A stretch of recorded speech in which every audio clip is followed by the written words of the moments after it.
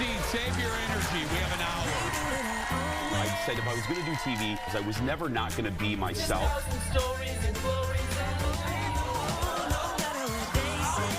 Where are the people who are a little bit different? You're sitting next to one on the couch. So let's just say that. Be yourself, but not too much of yourself. Now, here's Jason.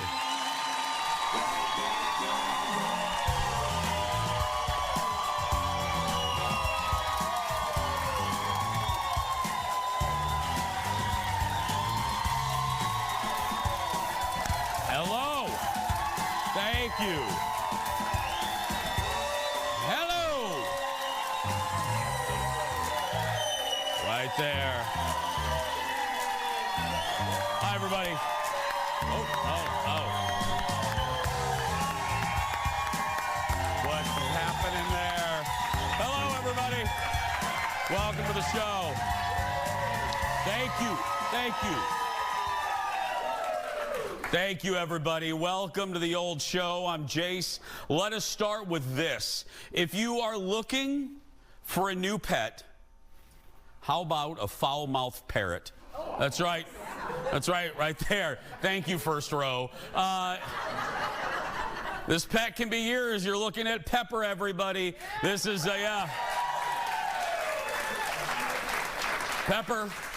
Pepper's up for adoption at an animal shelter in New York.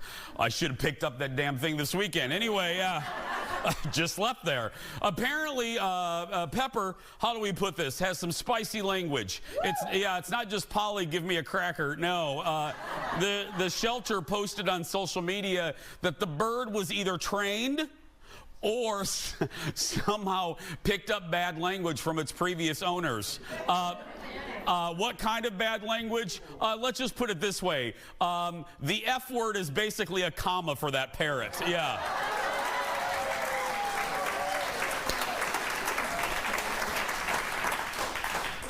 The shelter is hoping someone, and I quote, will look past that and give Pepper a home. Yeah.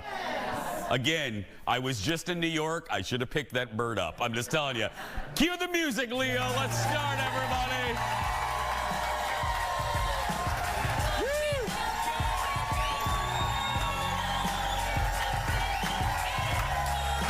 Ladies and gentlemen, give it up for Kendall Mark, everybody. Gotta fix that. Gotta fix that. Hello. Hi. I want to address the elephant in the room here. You're in a boot again. Oh, God. I know you have like a lot of other things to say. It's fine. It is the elephant in the room. Nobody told me that when you turned like 48, you just started shutting down. Right. You know what I mean? Cannot compute. And now I'm nearing 50, and I'm just I'm like a vintage store. You know, it's just like a little oil in it. I'm like the Tin Man, but no, I have Achilles tendonitis. I had a little bit of a flare up. It's back. I got it in January. I have a little flare up. I had to wear the boot in New York. Oh, fun. Wonderful, yeah. How fun is that? Oh, well. Hey, I can move pretty fast. Not as fast as New Yorkers, but I can move pretty fast. If you yell, vodka soda, he can run. That's right. Oh, yeah. True story. True story. No, but I'm fine. I got a hold of a podiatrist, hoping to get in tomorrow, and yeah. No, I was in New York. I just spent a few minutes on this. I'm going to have stories for you all week. But I was in New York. I usually try to be humble about these things, and I'm going to, but I am actually really proud of this because not this show, but I also do a radio show over there on My Talk 107.1 here in Minneapolis, St. Paul. It's called Jason Alexis in the Morning, and we won a Gracie Award for, yeah. There we are. There we are. And The ceremony was yesterday in New York at Cipriani's on 42nd Street. Big deal. Deborah Roberts from ABC News hosted. It celebrates women in media, named after, obviously, Gracie Allen. And her, look, as they said yesterday, there wouldn't be a Lucy, there wouldn't be half of Betty White's characters if there wasn't a Gracie Allen. That's who the name is known for. The reason I said what I said a few seconds ago of I would normally be like, oh, we won an award. I'm really proud of our team for this, and really our radio station, because just like this show, you know, we were severely underestimated when we started. Very much is the same for the radio show and for the radio station at large. Nobody, there's, you know, news talk, there's sports talk, but no one had really ever done pop culture talk until our station did it about 20 years ago. And the fact that we're kind of the little engine that could, and now I'm happy to say we're beating fancy music stations in the ratings, and it's just, yeah. So, and it just makes me happy. I'm really, just like I am of this broadcast, I'm exceptionally proud of that show. It's a different joy for me. This has obviously always been the dream. Radio was an accidental joy, I call it, and I just want to say congratulations to my team. Alexis has been my co-host over there since God was a boy, and then our executive producer Holly, who you saw there. It was lovely. It was a great time. I have many more New York stories coming up, so thank you, everybody. Hey, thank you very much. Hey. Speaking really quick, before we get into the hot dish, speaking of winners, we have a JVIP in the audience right there. There's Christy. Hi, Christy. Christy's from Spring Lake Park. You comfortable, Christy? Everyone treating you real nice? I feel great. Okay. VIP. If Eric starts to get a little weird, blink twice to me, okay? If photographer Eric, he's right there. Just be very careful. Just blink now. He's, we'll keep an eye on him for you, Christy. We're glad that you're here. Okay, audience, let's get started. It's time for the hot dish. Roll it, Leo.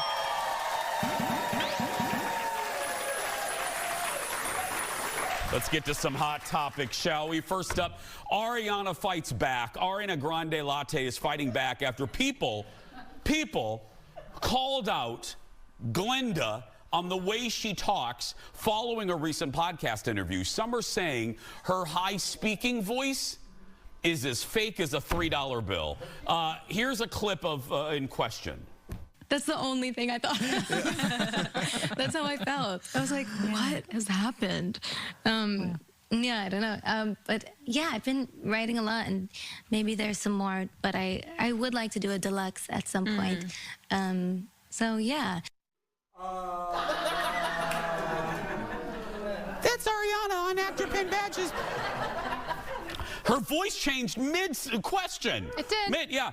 That's Ariana on actor Penn Badgley's podcast. My second question is, Penn Badgley has a podcast? I but guess. Anyway, everybody does. Christy has a damn podcast. Anyway, yeah. On a TikTok of that clip, okay, Ariana herself left a comment. I like this. She says the change is due to her habit and vocal health. Ariana says she intentionally, that's Erin, if you, Erin, intentionally changes her vocal placement depending on how much she's singing, how much singing she's doing. She goes on to say, I've always done this. Bye. It's true. It's true, Erin? It's true. Yeah. Well, We you're do an that. opera singer. We You do should that. know this. I'm looking at Erin, but we fully agree. It's very true. I remember when I was singing classically in high school and doing competitions all the time, my voice instructor would say, now for those weeks leading up, I would often speak in my Disney princess voice. So I would talk like this because it's easier on your voice. Isn't really? that wild? Yes. Okay, no, I'm glad I know, because I was ready to make fun of her, Right. but I'm not going to now. I'm sure. A lot of her characters sounded like that. Yeah. Okay. They've always, and I think. Erin's not Mike, so yeah, Well, she said a lot of her characters sounded like that Right, forever. and she probably started talking and then caught herself and then changed it back. So it's not like she was doing it to get back into something. It was because she probably heard herself talking and was like, oh wait, I need to listen again. I'm glad that I'm not kidding. I'm Now we glad that all I know know. that. Now I won't make fun of, yeah. The more we know. Yeah. Executive producer Jeff is still going to make fun of her, but I won't. Yeah, there we go, yeah.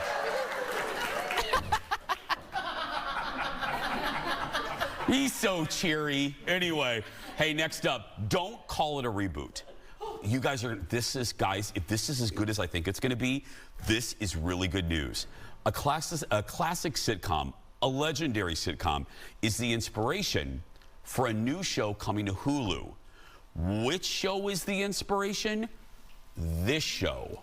Now then, Dorothy, would you say you are a very neat person? Oh, yes. Very, very neat. Please, you're neat and I wear a D cup. Yep. Well, so listen to this. Listen to this. The Golden Girls is the inspiration for a new show with some big names behind it. It's described as a gay Golden Girls. Yeah. I'm kind of living that now, actually. Yeah. So it features 3 men who decide to live together in Palm Springs. By the way, if you don't know, that's where headquarters is. If you guys don't know. Good to know. Okay. 4 people got that joke. Anyway, so Matt Bomer and Nathan Lane will play 2 of the men. And this is what I'm excited about. Former Alice star, the legend Linda Lavin. There's a new girl in town. Anyway, she's going to play the mother of Nathan Lane. And the show is going to be called Mid-Century Modern. Yeah. Great name. Yeah. Great name. Yeah. And, okay, so that's good, but so who's behind it? Who's under the hood? The show will be produced by Ryan Murphy and the team behind Will and Grace. The creators and directed, at least the pilot, by the legendary Jimmy Burrows, who did Cheers, Taxi, Friends. Timing. James Burrows. There isn't a person alive or dead who's a better TV director for comedy than James Burrows. That team behind it, so good. So good. So good. I mean, just see, and then, because Nathan is the rich guy, so Nathan Lane plays the rich guy who invites all of his friends to live with him, which, by the way, is a trend in real estate. It really is. I was just talking about this with somebody over the weekend. People are living, what? I'm sorry? Move in with you? Yeah, then? can we move in? You've got an extra bedroom, right? He has an extra room. Can you imagine us living together, Jeff? Oh, God. Yeah. One of us would be dead by Thursday. Yeah. We'll be right back. More Dish. Stay with us, everybody.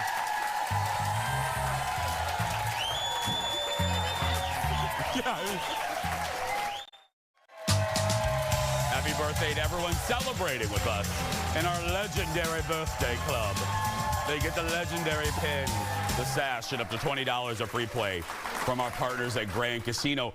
Now, there's something missing, though. We forgot one birthday. I want to say happy birthday to a member of our Jason Show team. Happy birthday to audience coordinator and the bette-midler of the Twin Cities, Aaron Schwab. There we go. Oh, it's my birthday. Aaron. There we go.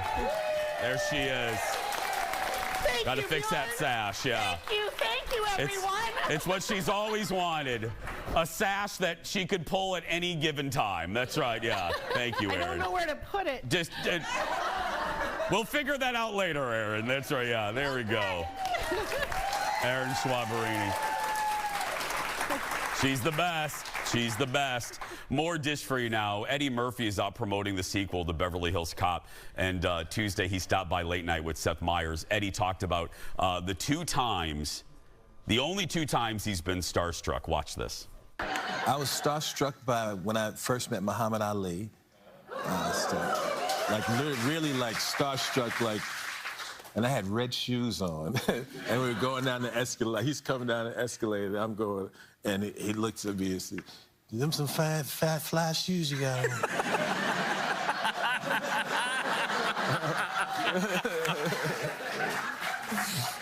And when I met Paul McCartney, I was starstruck. And he has all the equipment that they recorded the Beatles stuff on. So I went in this back, and he had this harpsichord type piano thing, and he started playing from Strawberry Fields, that little piano thing in the beginning. He played the actual. He said, "Hey, remember this? Is it?" And I was like, "Ah!" It is so funny for a Beatle to say, do you remember this? Right? He looks great. Eddie looks great. Axel F, by the way, hits Netflix on July 3rd. When you can make Eddie Murphy starstruck, you know, well, Muhammad Ali, I met him once. You did? I did at a Starkey Hearing Foundation. You've met everyone at these things. Isn't that where you met Tony Blair? Yeah, I sat at a table with Gene Simmons and Tony Blair. What? Former British Prime Minister Tony Blair was here. Gene Simmons was here. Jennifer Garner was over there. What? Yeah, and Johnny Depp was over there. It was the oddest table. Oh, yeah. God. Anyway, no, I met Muhammad Ali at a pre-party for the Starkey Gala. They used to do it every year anyway. And I was introduced, and I just stood there, and he basically said, "Who are you?" And I go, "No one." And then I didn't. Bye. And my date that night goes, "I think he wanted your name," but I just, like was being polite. I got all night. I was all nervous. It's Muhammad Ali. It's true. Yeah. Next up, another fantastic interview by Howard Stern. Hey, Howard, Baba Booey. He chatted yesterday. Guys, I told Jeff told me about this. I want to listen to it right after the show today. This happened on Tuesday with Kevin Costner. Costner talked a lot about Whitney Houston and the Bodyguard and revealed something, unbelievably fascinating about, obviously, the iconic song from that movie, I Will Always Love You. Listen to this. As a musician, though, because you have a musical background, it was your idea for her to sing the opening of that song a cappella. Yeah. We had this relationship, and my promise was to protect her. And we had rough moments as characters, meaning she railed against me.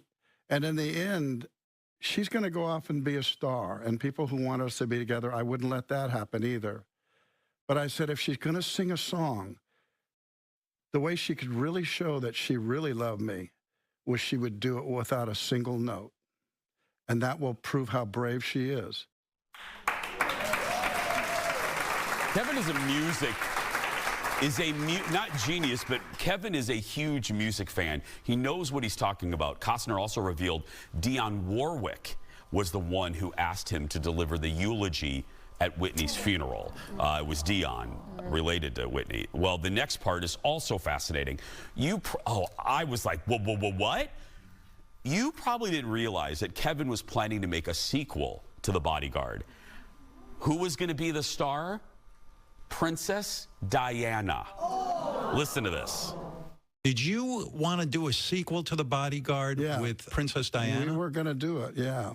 That sounds unbelievable idea. It was right. And you know who was so important in that process was Sarah Ferguson, who could have easily said, well, Kev, I'm a princess too. She didn't. Right. She was an incredibly cool woman. She said, I will put you with Diana. What had happened was I started talking to her through Sarah, and I said, look, I'm going to do Bodyguard too, and I think I can build this around you. Would you be interested?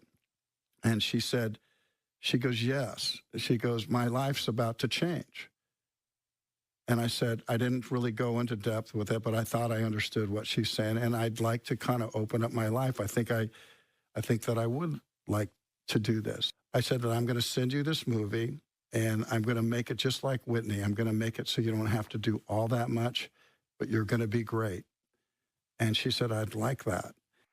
Can you imagine how good that would have been? Kevin said that after Diana died, he decided not to make the movie because, hello, no one else could replace her. No. 12 years after Diana died, he got a call from Prince William, and he met Prince William one-on-one.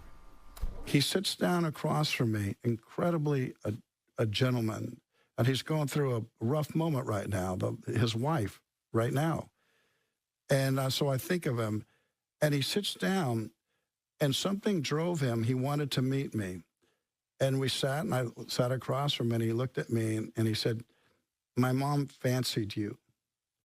Who fancied you? My mom fancied you. That's sweet. What a great story. Again, compliments to Howard. You know, right. Very few interviewers could get that out of him. That's one of the magic ingredients of a Howard interview. Kevin also revealed he wanted to make Schindler's List. but Steven Spielberg got it first. He then did a private audition for Steven because he wanted to play Oscar Schindler. What? I can kind of see it. Wow. You got to think of 1993 Kevin Costner. Well, the same era as The Bodyguard. I could see it.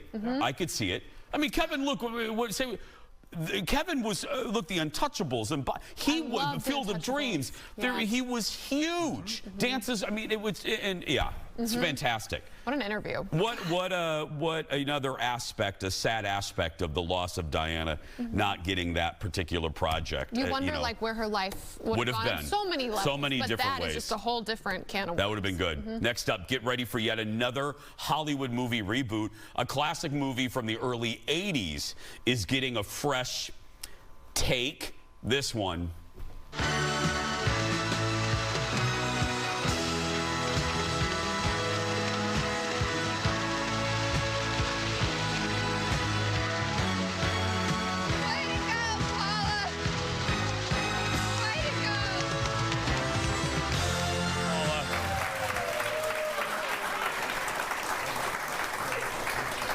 By the way, photographer Eric carries me out of the studio every day like this. It's beautiful. That's right, it's beautiful. Yeah. Way to go, Jason, way to go. There we go. That's Richard Gere and Deborah Winger in the classic An Officer and Gentleman. And A Gentleman, the movie earned 6 Oscar nominations and made Richard one of the biggest movie stars of the time. Well, now one of the stars of Top Gun Maverick is taking over Richard Gere's role, Miles Teller.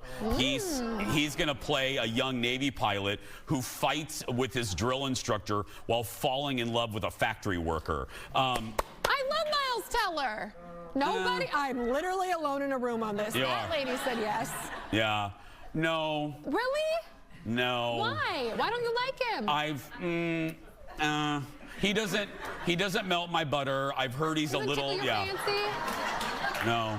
I heard he's a little, prickly. I don't, no. Well, I don't care about that. And I got to tell you, this is another example of, look, I've rewatched that movie recently. There are some aspects of it that are, hasn't aged well. But even with that, I don't know if we need to remake this. Is there a need to remake An Officer and a Gentleman? You can't do better than that factory worker screaming, "Way to go, Paula!" Yeah, that's one of my favorite endings ever. That's the ending of the movie. Yes.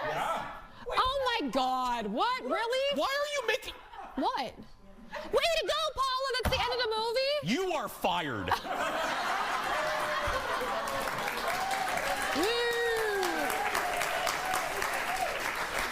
Up your stuff and leave. 7 days, Jason. 7 days. Oh, thanks, Kendall. guys. Thanks. Oh, don't do that. Did you hear what she just said? I'm just saying. If you would see the movie, if you would see the movie in its totality, you would understand that ending, I'm not joking, it's been listed as one of the best movie endings ever. Don't you sit here with your little flower earrings. If before Jordan, hear me out. Earrings, what did they do to you? Hear me out. Hear me out. Before Jordan, if you worked at a butter factory and some man walked in and literally swept you off your feet, are you kidding me? No, I'm Rosie the Riveter. I don't need that man.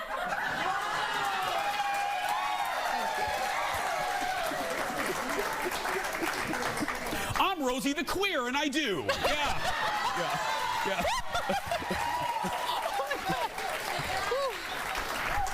Okay. I'm an independent woman of the 90s, but if that happened to me, I don't care. There's Richard Gere. I'll be codependent if someone carried me out of a factory. Yeah. That's your cue. This show just went right off the rails. This is what happens. I've literally had 3 hours sleep, so this is what happens. Yeah, we'll be right back. Back in a moment. She is a cut above the rest. Coming up in just a little bit. Ooh, and look a little bit more. Tabatha Coffey, she's also Bravo royalty, is the star of Tabatha Takes Over. Welcome to the Designer Collector Fashion Show featuring styling by Jungle Red. Well, I am reuniting with my friend. Find out what she's up to now, and will there ever be a reboot of her hit show?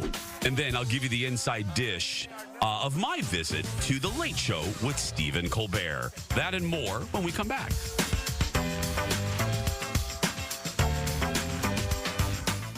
Welcome back to the show. Oh, a little reunion with my friend here.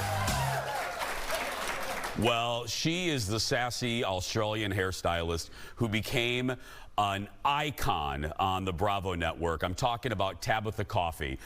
Took over struggling salons and tried her damnedest to turn things around. Well, she's launched a brand new podcast all about what it means to be creative. Audience, give it up for Tabatha Coffey. It's so good to see you again. It is.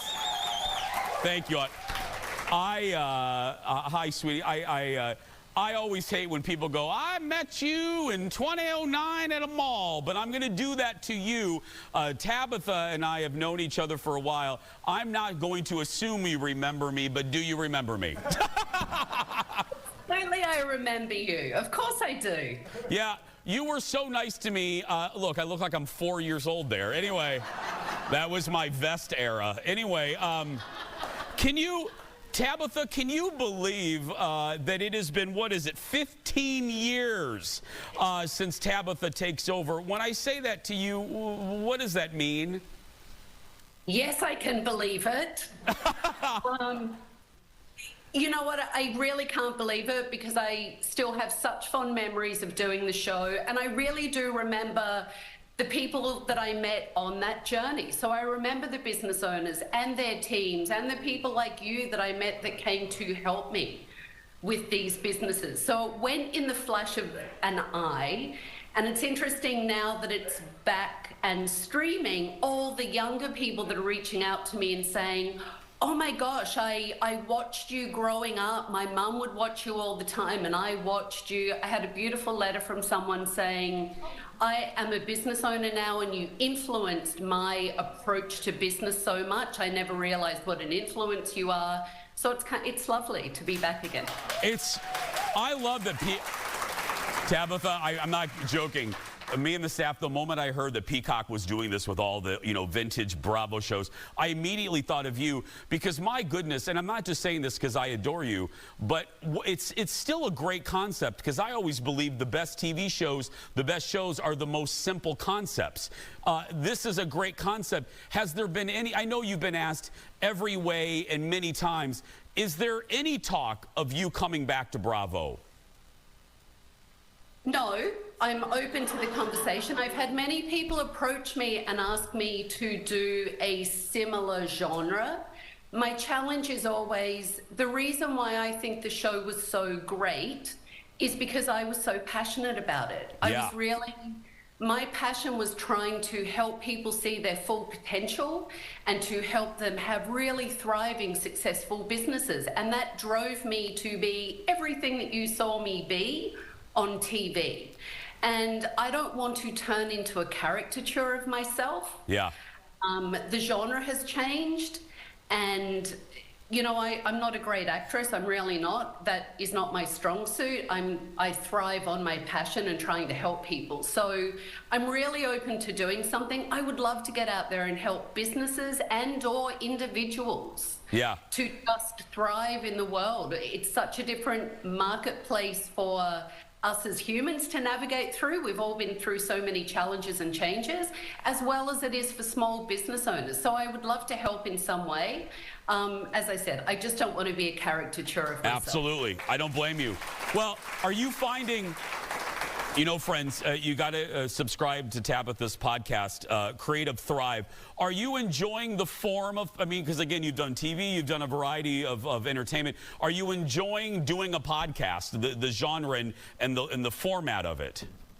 Oh, I love it. And I love that I'm speaking to people across all different industries, at the heart of it, they're creatives, whatever that looks like. So I speak to artists and hairdressers and makeup artists and clothing designers and small business owners and chefs. You know, it's really about where they put their passion and how their creativity comes out. I love the different stories that everyone has. It's not just always the glossy end product that we're seeing, it's the journey that they go through to get to where they are now, and truly what drives them and how they can support other people within their community with their creativity. Tabitha, before we're going to break, we're going to have more Tabitha on the other side. I just want to end with this. Tabitha's not in the news per se, I don't like that phrase, but you may see Tabitha around your social media because you did a really wonderful, very emotional interview with People magazine. And as someone who has adored you for nearly 20 years, I just want to say, A, I love you, B, I'm sorry, and C, was that People magazine, was that hard to do, to talk about the loss that you suffered? Honestly, up there on the list of one of the hardest things to do. I never spoke about it publicly. I only made the decision to speak about it publicly because the reporter I spoke to was just a beautiful human and was so kind and had so much compassion for me that I felt comfortable to do it. And my intention really in doing it is to remind everyone of their strength and their resilience, and that we can get through really tough things, especially if we have people around us to support us. Absolutely. The only reason I brought it up is just to say you have a lot of support, and it was an amazing interview, and I hope people read it. We have more with Tabitha when we come back. Back in a moment, everyone.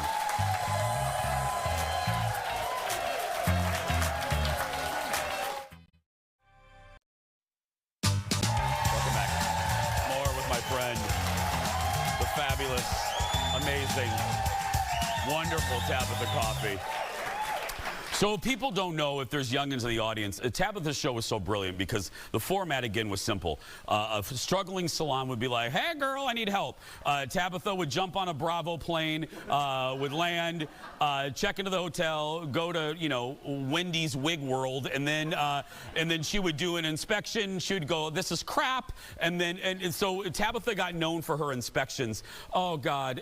We have a clip. This is one of our favorites. It's all about a really gross drain. Look at this.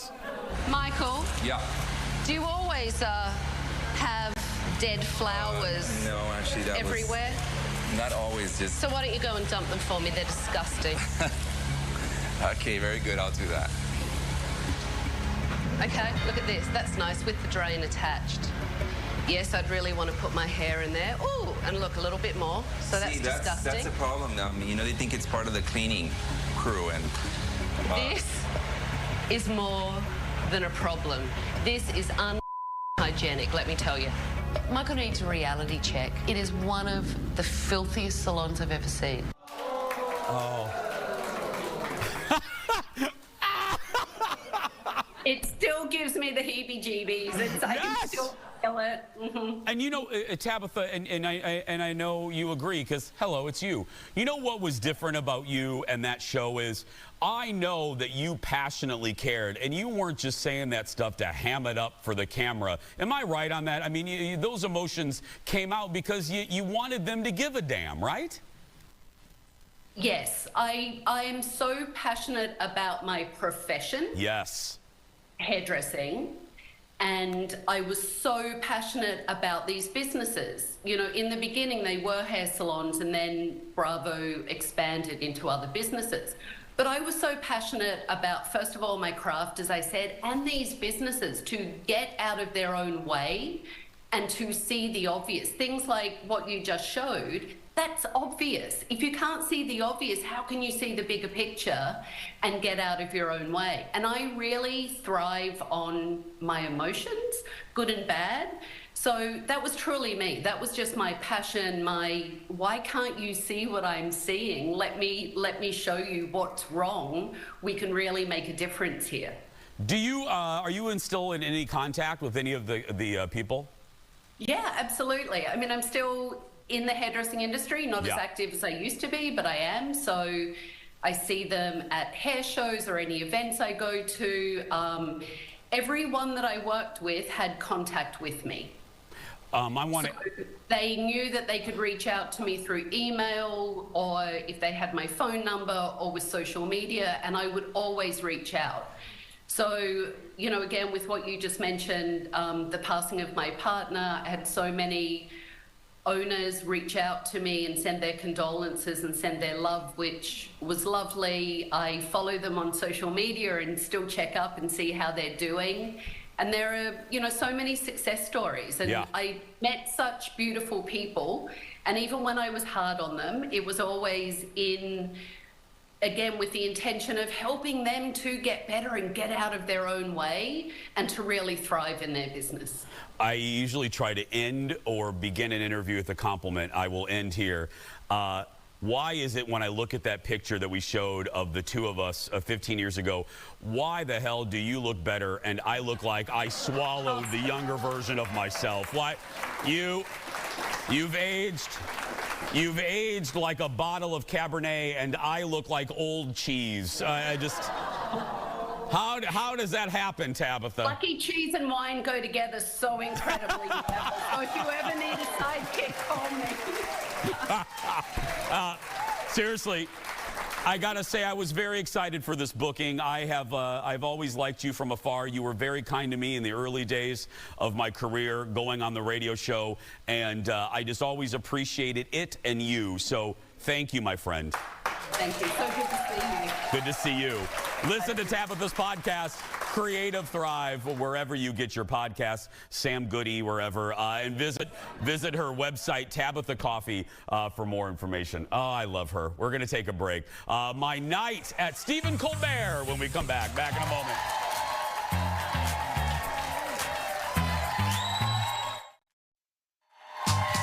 Welcome back.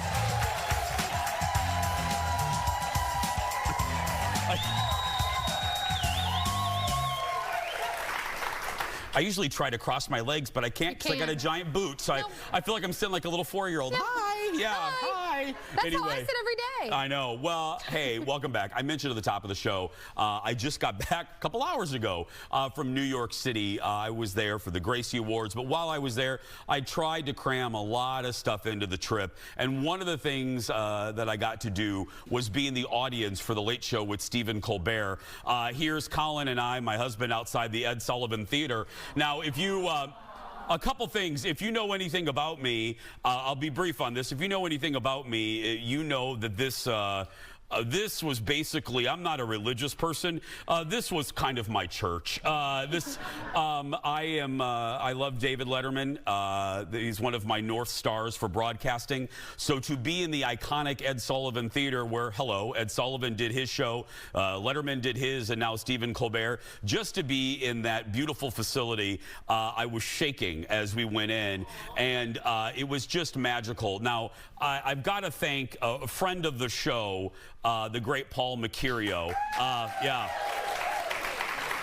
for giving us. Paul Mercurio has been on our show many, many, many times, and he is the opener for Stephen Colbert. There he is on the right. He's been on the show many times, and I'm a guy that I don't like asking people for favors. I really do not. And Paul's one of those that every time he would come on the Jason Show, we'd get done. He goes, hey, if you're in New York, buddy, give me a call. Well, this time I did it. I said, sure. I said, I'm in town on a weekday. Are you taping? He said, yeah. And he got me great seats. We were kind of, if you watched what episode was that? Monday's show, you can see me clapping. Colin and I are kind of on the aisle to the left. And I will tell you, one of the most fascinating things, and having, I know a little bit about television. Just a little. A little bit about TV. I was watching, I didn't even watch the interviews. I was watching everything else happening around me, to the surprise of no one on our staff. But one of the things that you guys don't know is the fact that they correct mistakes in the editing room. They tape around 5:30 New York time, and one of the things that happened was Stephen did his monologue, and then he did a segment, and then the band starts playing during the commercial breaks. That's typical. Every talk show done that from Johnny forward. Well, the band's playing, and all of a sudden you see the floor director cut the band. And everyone's like, oh, okay. And we're all sitting there. And Stephen explains that in, I believe, the monologue or one of his desk bits, he said, he said enclave instead of conclave. And the producer caught that. So then he had to look in the camera and just tape him saying conclave, conclave, conclave. He had to tape it like a bazillion times. And then the producers went in and re-edited it for broadcast, and they sent it off to CBS. And another thing that I learned, and it's another thing that when you watch the show, keep an eye out for this. They no longer, remember with Tabitha right there, I ended the conversation and I cut to a commercial. I don't know, I think they do this all the time. Stephen never stops the conversation. Even if he divides the guest into 2 segments, they do the whole conversation, and then he comes back. He has the guest sit there and he does what we call an intro and an outro. He does a fake in and out that they can cut to, and in the edit room craft 2 different segments. Where it's gonna go. So it was interesting to watch, and it is bing, bang, bing, bang. And let me just give a shout out for the woman that does the job that Aaron does here, the audience coordinator. I loved her so much, and this is my final story about this. You guys really should go. We're all in kind of a holding pen outside in the lobby, and where everyone's excited, and she goes, hi, welcome to the Late Show with Stephen Colbert. She says, I want you to have a really good time. I'm paraphrasing. She goes, you know how you can have a really good time? I'm going to tell you. She goes, Stephen's going to come out here and do a Q&A. Don't ask dumb questions. She goes, because you will embarrass yourself and you won't have a good time. She goes, don't ask for selfies because you ain't gonna get one. I was laughing hysterically. She was not messing around. So and here we are. Paul got us. Paul led us up on the stage, and that's my husband over there. Colin is the guest, and he let us sit up there at the desk. And let me tell you, sitting at that desk, I hope Stephen doesn't mind, but there's a little pee, just a little puddle. Just a little puddle of pee right under.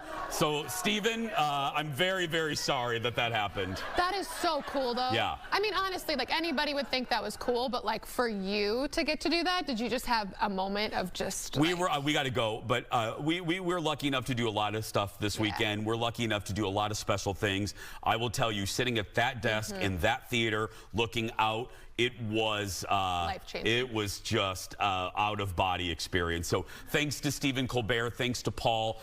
You can get tickets on Stephen Colbert's website. We'll be right back. Back in a moment, everybody. You have a great crew, Stephen Colbert. It was great.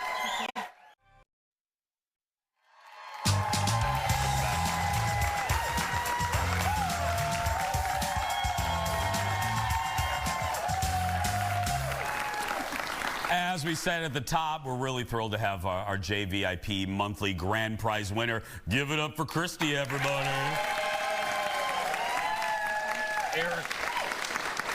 Eric behaved himself, didn't he? For the most part. Okay, that's we'll a good. There we go. Yeah. Well, we'll file a report afterwards. Anyway, besides being a VIP in our audience, Christy gets a $150 gift card to Becker Furniture and a $250 gift certificate to Renew Med Spa. That's right. We'll be right back. Stay with us, everybody. Back in a moment.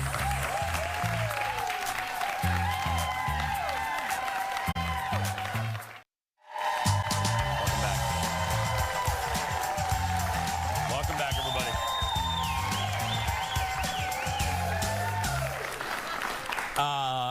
In the coming days, coming up probably tomorrow and into next week, I also saw, again, we tried to squeeze in a lot in New York. I saw Harry Potter and the Cursed Child on Broadway, and then I saw the now Tony Award-winning musical Merrily We Roll Along with Daniel Radcliffe. Speaking of Harry Potter, Daniel Radcliffe and now Tony, both of them are Tony winners, Jonathan Groff. So we saw them. We saw that show on Saturday. So I'll give you my review probably Friday for those. But we did that. We had some great meals and walked around New York. Well, hobbled around New York for a little while. But people watching so people good watching. I almost got trampled by a woman at Harry Potter, and Colin's just so embarrassed because she basically she flew out of the audience for intermission and she knocked me down. For real? Like almost. I went like that, and I go, oh my! You know me. I'm like, oh my God! Watch yourself. She goes, my dad is missing. I go, he's right there. Yeah. What? Because he was waving at her. Yeah, we almost got into a fight, but that's a whole different story. Sounds fun. We made up an intermission over butterbeer. It was great, yeah. Oh, lovely. Hey, tomorrow on our show, Andrew Zimmern will join me in studio to talk about his new documentary airing on PBS. Plus, the best box of wines. What are they? Leslie Miller will tell you. That's going to do it for us today. If you're watching and you're a kid that's being bullied, you go out there and be yourself because nobody can tell you you're doing it wrong. Thanks to this audience. Thanks to you. See you tomorrow, everybody. Have a great day.